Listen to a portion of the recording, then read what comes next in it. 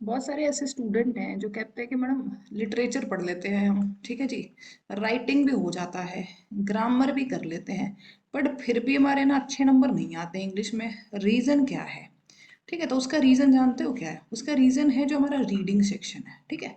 Reading section जिसमें आते हैं आपके अनसीन पैसेज, ठीक है। इसकी कोई भी स्टूडेंट जो होता है ना वो प्रैक्टिस करके नहीं जाता और ये भूल जाते हैं। जैसे मैं 10th क्लास की एग्जांपल ले लूँ, सीबीएसई क्लास 10th की अगर मैं एग्जांपल लूँ ना, तो 10th में पूरे 20 मार्क्स के अनसीन पैसेज आते हैं, लेकिन बच्चे ना ये 3 टॉपिक करते रह जाते हैं, इसकी तरफ बिल्कुल नहीं ध्यान देते और ये भूल जाते हैं कि 20 नंबर जो होता है बहुत ज़्यादा मैटर करता है। तो आज की वीडियो ना अनसीन पैसेज पर है। मैं आपको बताऊंगी कि अनसीन पैसेज करना कैसे है, ताकि ये जो 20 नंबर है ना वो आपके कटे बिल्कुल भी नहीं।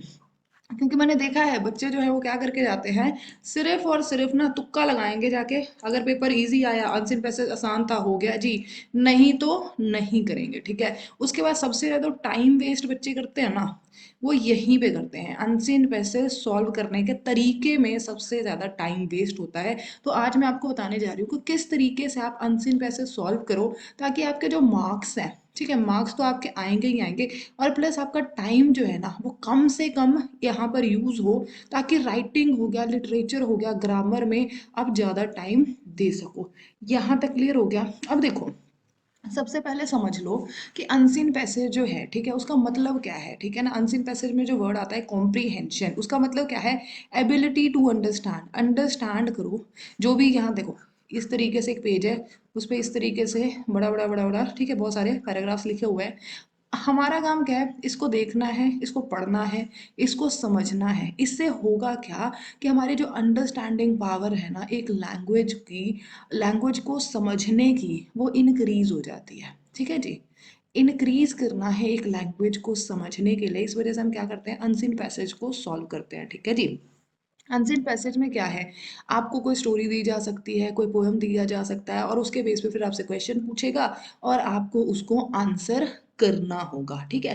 लेकिन मैं यहाँ पे एक चीज़ बताती हूँ, देखो, वैसे तो अनसीन पैसेज जो है, ठीक है, वो हमारी रीडिंग हैबिट जो है उसको इम्प्रूव करती है, अंडरस्टैंडिंग को भी इम्प्रूव करती है, एक लैंग्वेज को समझने की जो हमारी क्षमता है ना उसको इनक्रीज करती है। लेकिन क्या आपको लगता है कि ये जो क्षमता है ये आपको पेपर में दिखाने की जरूरत है? मतलब क्या, अगर आपके पास 3 घंटे टाइम है, 3 घंटे में आपने सारा पेपर सॉल्व करना है, अगर 3 घंटे आप रीडिंग करते रहेंगे तो बाकी का पेपर कौन देगा? मैं। आई बात समझ में? इस वजह से पेपर पॉइंट ऑफ व्यू से आज का जो वीडियो है ना वो मैं शूट कर रही हूँ, वो मैं आपको समझाना चाहती हूँ। देखो, मेन टास्क हमारा क्या है? आंसर करना है किसको? क्वेश्चन को जो पैसेज के थ्रू हमसे पूछे जा रहे हैं। क्यों? क्योंकि हमारे पास टाइम जो है वो लिमिटेड है, ठीक है। इस वजह से हम इस तरीके से उस टाइम को यूटिलाइज करेंगे कि मिनिमम टाइम में जितने भी हमारे क्वेश्चन है ना वो आंसर हो जाए और एक्यूरेट आंसर जो है हम ढूंढ पाए। आई बात समझ में? तो चलो मैं आपको कुछ तरीके बताती हूँ, इंपॉर्टेंट टिप्स देती हूँ कि आप किस तरीके से अनसिन पैसेज को सॉल्व करना। तो एक चीज देखो, इस तरीके से यहाँ पे एक अनसिन पैसेज है, मान लो टक टक टक टक टक, ठीक है। अब इसको ना गलती से भी बहुत सारे टीचर्स बोलेंगे, भाई अनसिन पैसेज को 2 बार रीड कीजिए। अरे मेरे भाइयों और बहनों और प्यारे प्यारे बच्चों, 2 बार तुम रीड करोगे अनसिन पैसेज को तो तुम्हें क्या लगता है कि तुम्हें समझ आ जाएगा? कभी समझ नहीं आएगा। और 2 बार रीड करने के लिए कम से कम तुम 30 से 35 मिनट तो ऐसे ही खा जाओगे पेपर के, ठीक है। तो ये वाला जो अप्रोच है ना वो बिल्कुल भी मत अपनाना, ठीक है। वैसे प्रैक्टिस जब हम अनसीन पैसेज की कर रहे हैं ना उसमें आप कर सकते हो जब आपके पास बहुत सारा टाइम है। लेकिन आज मैं आपको सिर्फ ये समझाना चाहती हूँ कि पेपर में आपने किस तरीके से आपने क्वेश्चन को अटेम्प्ट करना है, और इस चीज़ की अगर तुमने प्रैक्टिस कर ली ना तो अनसीन पैसेज में जो 20 मार्क्स हैं वो तुम्हारे कहीं नहीं गए। अब देखो क्या है, सबसे पहले आपने क्या करना है ना, क्वेश्चन को रीड करना है, ठीक है। अब सारे क्वेश्चन को मत रीड कर लेना, ठीक है। मान लो अगर 10 क्वेश्चन है तो 2+4+4+2 करो। मतलब क्या, पहले 2 क्वेश्चन पढ़ लो, बजाय कि नहीं, पहले 2 क्वेश्चन को पढ़ो, क्वेश्चन को समझना है, उसमें से कीवर्ड छांटने हैं। क्या छांटना है? कीवर्ड छांटना है। मान लो कि एक हमारे पास अनसिन पैसेज है जिसमें दिखाया जाए कि हमारा जो मोबाइल्स है, ठीक है, मोबाइल फोन, उसके बारे में आंसर पैसेज है, ठीक है। तो टाइप ऑफ मोबाइल फोन के ऊपर क्वेश्चन आया, तो यहाँ पे कीवर्ड क्या है आपका? टाइप। आई बात समझ में? अगर आ जाए उसके क्या है डिस्कवरी के ऊपर, ठीक है, डिस्कवरी के ऊपर है तो डिस्कवरी क्या बनेगा आपका कीवर्ड। तो आपने क्या है क्वेश्चन में से कीवर्ड को छांटना है और उस कीवर्ड को जो हमारे अनसीन पैसेज होगा ना उसमें ढूंढना और वहां पे इस तरीके से लाइन लगा देना। दो लगा दी, ठीक है। उसके बाद आ जाए कि features of mobile phone keyword मिला, हमने इस तरीके से लाइन लगा दी। और इसी तरीके से आप लाइन लगा लगा के बहुत सारी लाइनें लगा लोगे। आई बात समझ में? अब देखो कहाँ तो इतना बड़ा अनसीन पैसेज था और कहाँ अब सिर्फ आपके पास रहेगी कितने 10 लाइन्स पढ़ने के लिए, ठीक है। और उन 10 लाइन में से बस आप आंसर लिखना शुरू कर दो, उसके बाद एक एक लाइन जो है वो काटना शुरू कर दो। आई बात समझ में? और ये करने में आपको मैं सही बताऊं सिर्फ 4 से 5 मिनट लगते हैं। And with in 4 to 5 minute ना एक अनसीन पैसेज 110% है कि सॉल्व हो जाता है। यहाँ तक समझ आया या नहीं आया? ठीक है, आपने ज्यादा दिमाग नहीं लगाना है। जो भी मैंने आपको समझाया वही चीज यहाँ पे मैंने लिख रखा है क्या, कि आप क्या करिए पहले क्वेश्चन को पढ़िए, उसके बाद कीवर्ड छाटिए, कीवर्ड छाटने के बाद ठीक है मार्क कर लीजिए कि यहाँ पर आंसर है। उसके बाद आप क्वेश्चन को पढ़ के फटाफट आंसर जो है वो लिखना शुरू कर दीजिए। यहाँ तो कोई डाउट है, कोई दिक्कत है, परेशानी है तो बताओ। अब देखो एक चीज यहाँ पे बताती हूँ, क्वेश्चंस आते हैं वर्ड मीनिंग पे, आते हैं कि नहीं आते हैं? कौन से वर्ड मीनिंग पे आते हैं? जैसे हमारा सिनोनिम्स हो गया, ठीक है। सिनोनिम्स का मतलब क्या होता है? सेम, ठीक है, मीनिंग बताना हो या फिर अपोजिट बताना हो, ठीक है। तो उसके करने का तरीका बताती हूँ। हमेशा याद रखना, अगर आपसे कोई भी वर्ड, ठीक है, वर्ड अगर नाउन का वर्ड हो, ठीक है, तो उसका आंसर भी आपको नाउन में ही मिलेगा।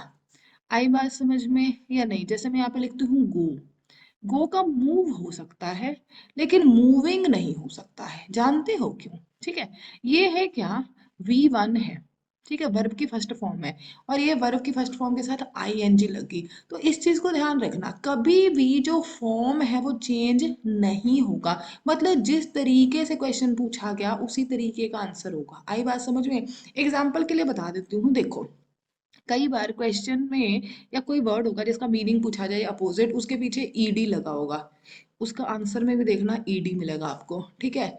LY है, एडवर्ब हो, आंसर में भी एडवर्ब मिलेगा आपको। आई बात समझ में?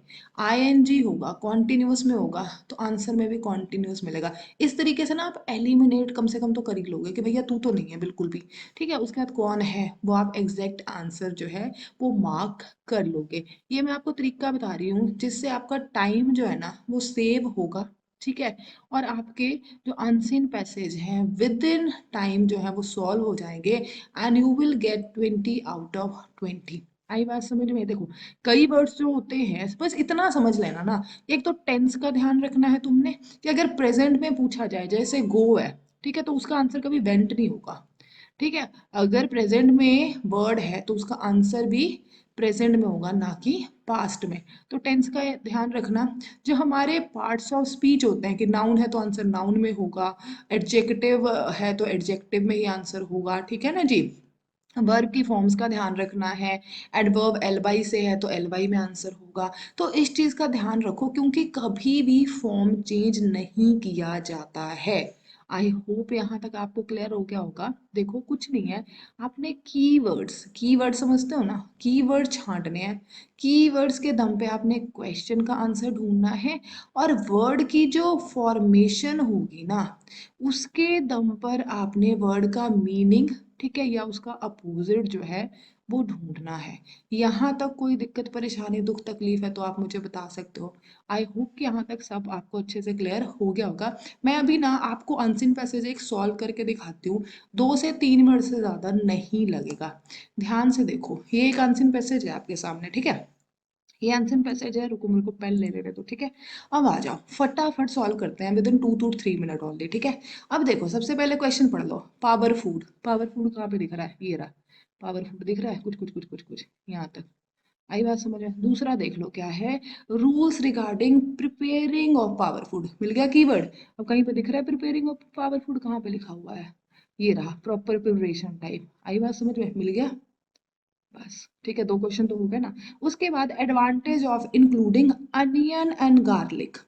ठीक है, अपने डाइट में अनियन और गार्लिक, अनियन और गार्लिक इकट्ठे देखो कहाँ पे लिखा है। हाँ ये देखो, the compound in onion and garlic help in, मिल गया। बस पढ़ने की जरूरत आ रही थी, कुछ भी नहीं आ रही। ठीक है, suggest a quick recipe with chickpea and onion. Chickpea और अनियन कहीं दिख रही है? ये देखो चिकपी और अनियन, रेसिपी मिल गई सैलड। हो गया कि नहीं हो गया? अब देखो क्या कहता है, योगर्ट और बनाना जो है वो अच्छे फूड हैं, क्यों हैं? ठीक है ना, इनरिचिंग फूड है, पावर फूड है, कैसे हैं? अब आप योगर्ट और बनाना देखो, यहाँ पे है योगर्ट, ठीक है, उसके बनाना दिख रहा है, तो यहाँ से यहाँ तक छापते जाओ, बहुत आराम से आपको मिल जाएगा आंसर। मिल गया कि नहीं मिल गया, बताओ है कुछ? अब यहाँ पे देखो, why is green tea, green tea है पावरफुल। अब ग्रीन टी कहीं दिख रहा है? ये रहा ग्रीन टी, आई बात समझ में? ये मिल गया, मिल गया कि नहीं? उसके बाद देख लो, एडवांटेज ऑफ कॉम्बिनेशन किसका, green tea and lemon juice का कॉम्बिनेशन देखना है हमने, कहाँ पे लिखा है अभी? ग्रीन टी और लेमन जूस, ग्रीन टी, ठीक है, और ये रही लेमन जूस, ठीक है ना, ग्रीन टी और लेमन जूस का कॉम्बिनेशन दिख गया। बस ये हो गया इसका आंसर यहाँ तक, आई बात समझ। फिर क्या कहता है, what is the key to enjoying powerful food, जो है ना उसको एंजॉय करना है, तो सीधी सी बात है, बैलेंस डाइट चाहिए आपको, है ना, तभी आप कर सकते हो कि नहीं। बस हो गए क्वेश्चन। अब तुम मुझे बताओ कितना टाइम लगा? मुझे नहीं लगता ज़्यादा टाइम लगा होगा। अगर आप इस तरीके से अनसिन पैसे सॉल्व करोगे तो बताओ कितना टाइम लगता है? मुझे लगता है हार्डली 2 मिनट लगाओ, 2 से 3, उससे ज़्यादा नहीं लगा होगा, ठीक है ना। तो बस इसी तरीके से आपने अनसिन पैसेज जो है उसे सॉल्व करना है। ठीक है, अगर आप इस तरीके से अनसिन पैसेज को सॉल्व करते हो तो मजाल है कि अनसिन पैसेज गलत हो जाए और आपका टाइम जो है वो ज़्यादा लग जाए और आप ये कह दो कि मैम हमारा पेपर छूट गया, क्योंकि हमें टाइम नहीं मिला। हम आधे से ज़्यादा टाइम अनसिन पैसेज में बर्बाद करते हैं। जो आपको तरीका आना चाहिए किस तरीके से अनसिन पैसेज सॉल्व करना है, क्योंकि आप पेपर में बैठे हो, ठीक है, वैसे नहीं टाइम पास करने के लिए हो, ठीक है ना। तो पेपर में बैठे हो तो टाइम मैनेजमेंट सबसे बड़ी चीज़ होती है। आई होप यहाँ तक आपको सब कुछ अच्छे से क्लियर हो गया होगा। अगर वीडियो लगे अच्छी तो लाइक करना, अगर लगे किसी के काम आएगी तो शेयर कर देना, और अगर लगे मैम से ही पढ़ना है तो चैनल को सब्सक्राइब करके ना बगल की घंटी दबा लेना, ठीक है ना, ताकि हम कोई भी वीडियो अपलोड करें तो सबसे पहले आपको नोटिफिकेशन चली जाए। चलिए मिलते हैं आपको नेक्स्ट वीडियो में, तब तक हंसते रहिए, मुस्कुराते रहिए, अपने आस पास के एरिया को साफ सुथरा रखिएगा। Bye, take care, have a good day.